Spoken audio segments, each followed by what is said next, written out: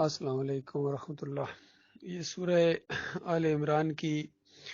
آیات 145 اور 155 نمبر تک اس کا مضمون میرے سامنے آیا تو بہت ہی دل کو اچھا لگا، اور میرا دل چاہا کہ اپنے بھائیوں تک بھی یہ پہنچاؤں تاکہ دل مضبوط رہے کہ آج ہم جو کفر و شرک کے خلاف محاذرائی کر رہے ہیں یہ کوئی پہلی بات نہیں۔ اس سے پہلے ہر دور کے اندر مومنوں نے ایمان خالص کی جب بھی دعوت اٹھائی ہے تو یہ جنگ برپا ہو گئی ہے کفر و شرک کے خلاف، اور ایمانداروں نے ہمیشہ ثابت قدمی دکھائی ہے اللہ کے فضل و کرم سے، اللہ کی مدد سے۔ اور پھر جو موجودہ حالات چل رہے ہیں خاص کر جماعت کے اندر یہ جو شرک آ گیا تو حیرانگی ہوتی ہے کہ طاغوت کا کفر کرنے والی جماعت، توحید کی دعوت دینے والی جماعت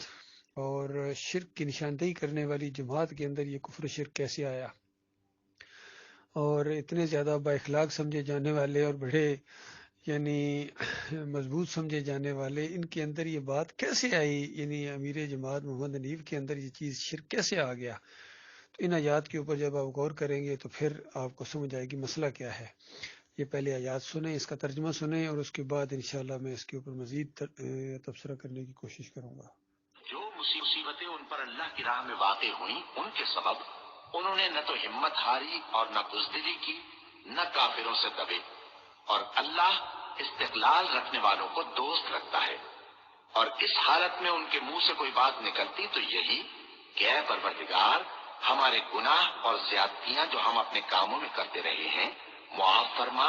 اور ہم کو ثابت قدم رکھ، اور کافروں پر فتح عنایت کر۔ تو اللہ نے ان کو دنیا میں بھی بدلہ دیا اور آخرت میں بھی بہت اچھا بدلہ دے گا،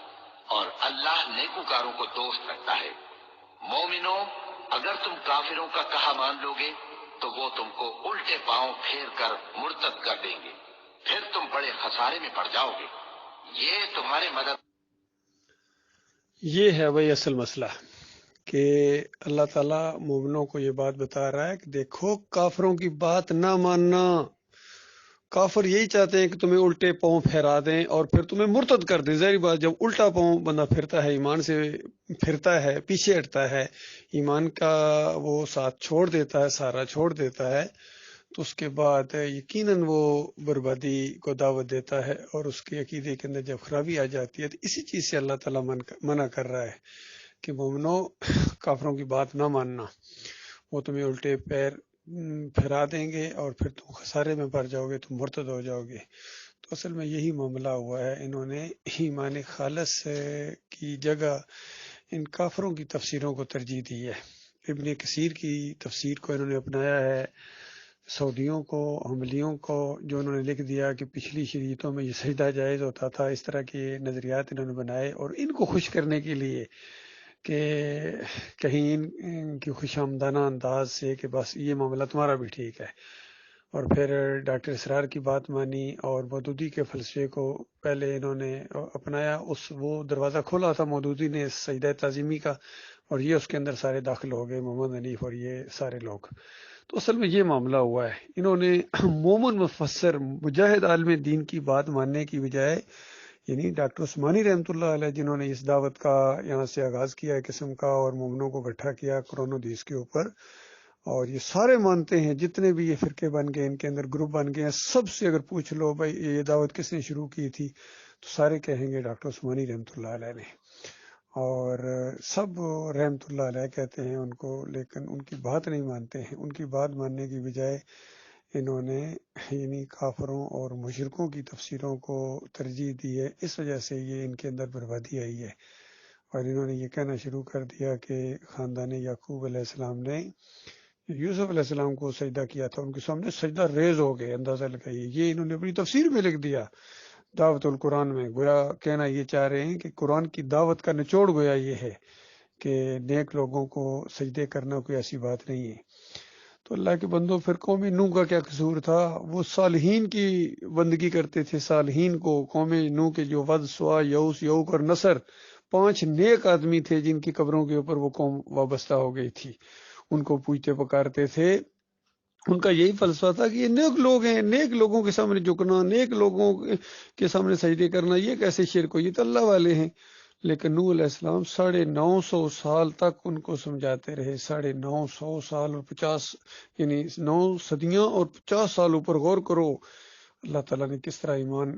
کی آزمائش کی ان لوگوں کی بھی، مومنوں کی بھی، اور کافروں مشرکوں کے لیے وہ چیز فتنہ بن گئی۔ تو